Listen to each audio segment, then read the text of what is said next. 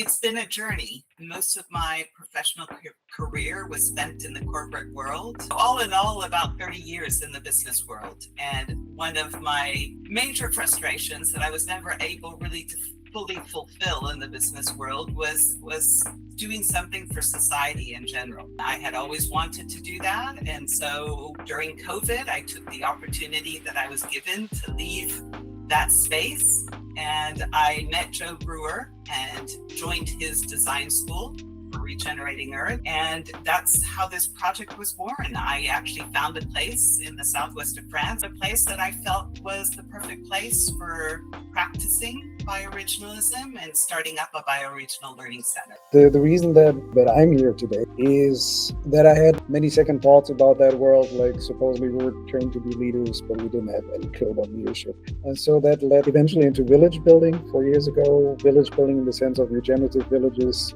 creating them a systemic regenerative real estate where all the solutions can come together, both from the human side, the tech side, the ecological side, the design side. For me, for us, this whole bioregional lens has turned out to be a bit of the missing puzzle piece, because it is a lens that is big enough to really work at a systemic scale, to really bring all kinds of stakeholders together, but it is small enough that people can still grasp it.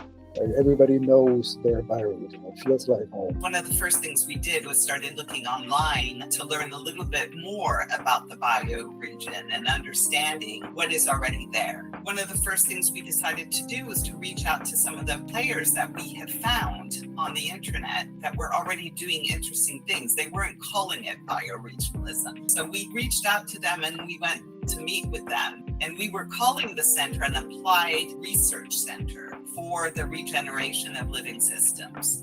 And that can sound quite abstract to a lot of people. So we had to really practice fine-tuning the story and talking with people about what that would mean for them. We never really knew where we were going. We only ever took the next best step. And now the next big step for us is preparing for a huge initiative that we're putting together for the spring, which is the Build-a-thon. And I'm going to let Karsten talk about that because he talks about it best. We were brainstorming and basically decided, hey, why don't we do a Build-a-thon? Why don't we do another one of these? Let's make them possible things. Build everything that we need on the land in like a 2-week sprint. A lot of us want to learn how to really do these things with their own hands. And so we're going to get together volunteers, both from the ecosystem, but also from the corporate world, from the startup world, and build everything that we need in one sprint. By doing this build-a-thon, we can get all of those people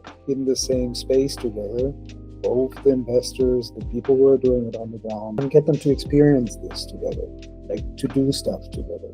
That experience, the joy that we're experiencing in doing this, it is what we really want to see in the world a lot more in all of these projects, and create paths that look a lot more optimistic than a lot of the things that we're looking at.